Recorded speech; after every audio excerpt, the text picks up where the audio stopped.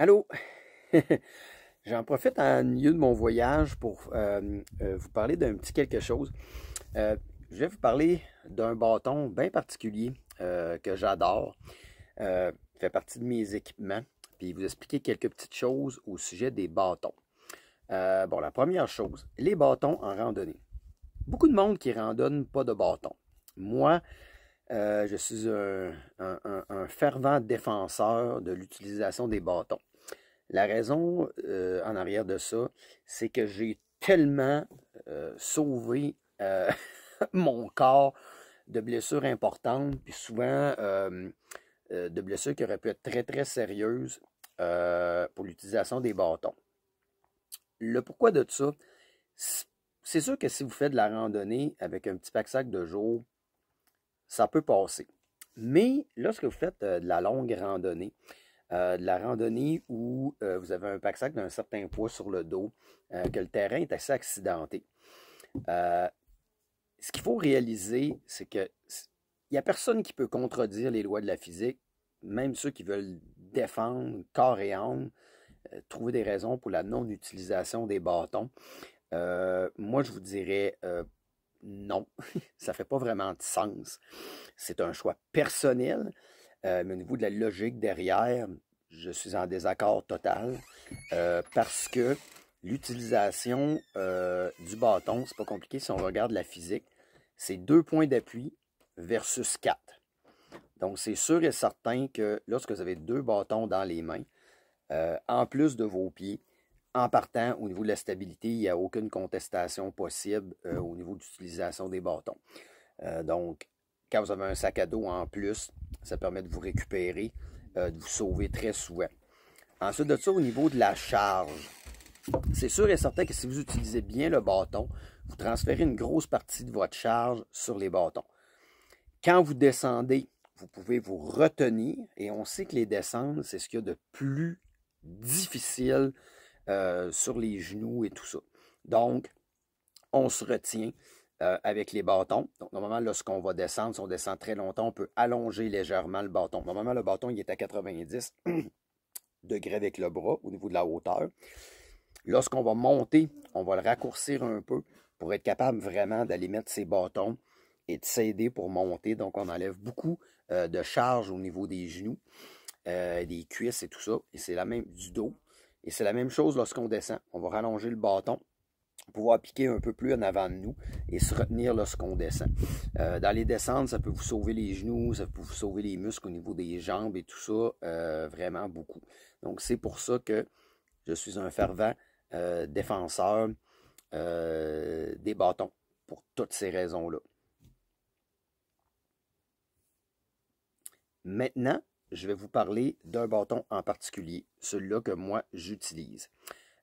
C'est fait par la compagnie de FitLife. Bâton que j'ai pris sur Amazon, que j'ai payé à peine 80$, je pense que c'est avec les taxes et tout ça. Un bâton en fibre de carbone. Bon. Moi, je suis quelqu'un qui, clairement, vous le savez, là, vous regardez mes vidéos, je ne suis pas dans l'ultra léger.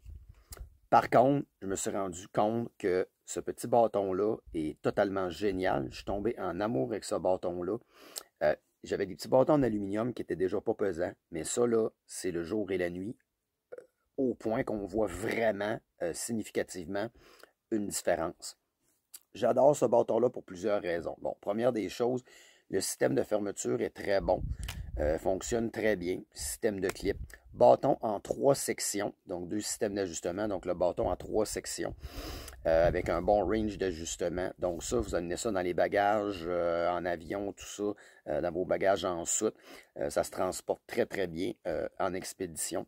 Il y a une série importante de différents types d'embouts qu'on peut mettre ici et au bout du bâton.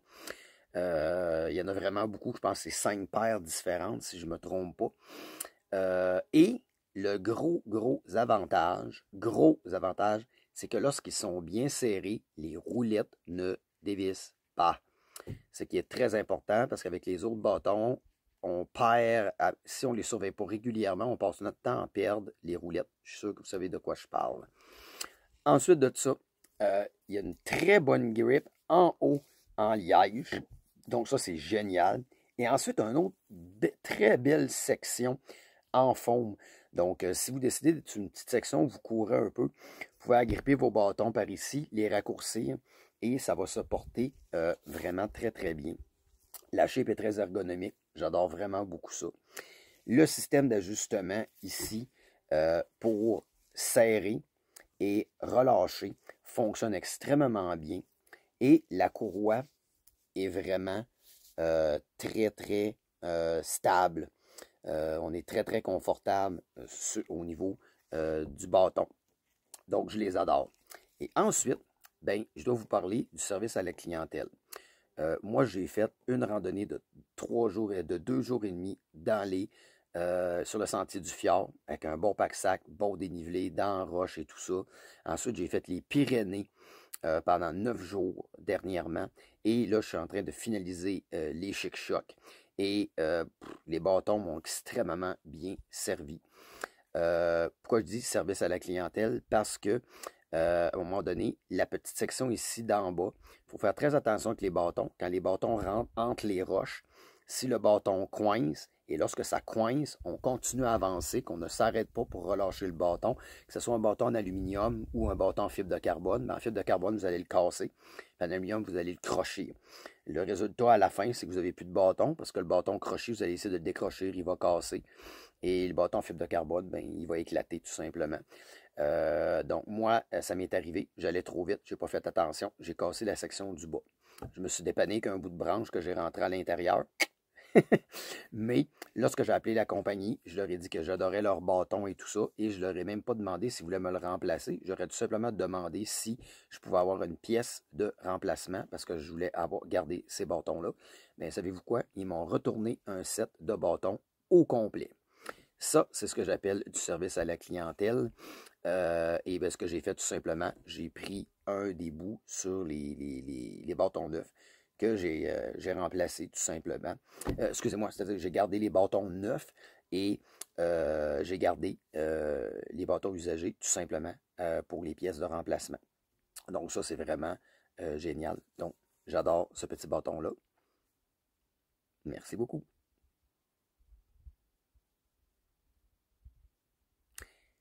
Pour aussi les bâtons, une chose que j'avais oubliée, c'est de quelle façon, dans le fond, on devrait mettre la ganse. Parce que je me rends compte qu'il y a beaucoup de monde qui ne savent pas comment.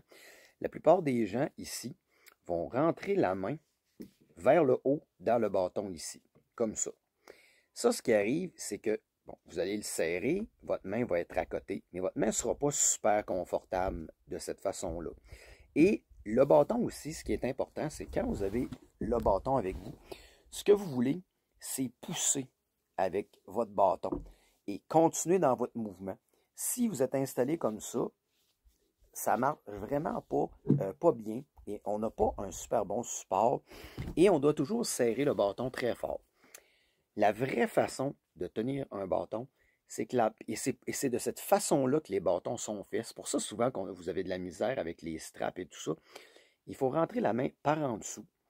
Et ensuite, la main vient tout simplement, est complètement appuyée ici et à l'intérieur ici. Donc, on a une beaucoup meilleure prise. Et ensuite, la main, on a à peine besoin de la serrer sur le bâton. Moi, je serre à peu près jamais mes bâtons. Je randonne, c'est à peine si j'ai la main serrée ici. Tout se passe à ce niveau-là. Et lorsque vous marchez, ben, ce qu'il faut, c'est que le bâton, on le pique jamais complètement en avant, surtout sur la planche. On va le piquer à la hauteur de notre corps. Et lorsqu'on avance, on vient pousser tout simplement sur le bâton jusqu'à l'arrière. Et quand la strap est installée de cette façon-là, on peut avoir une poussée avec un contrôle sur le bâton très longtemps. Donc, c'est ce qui me restait à vous dire sur les bâtons.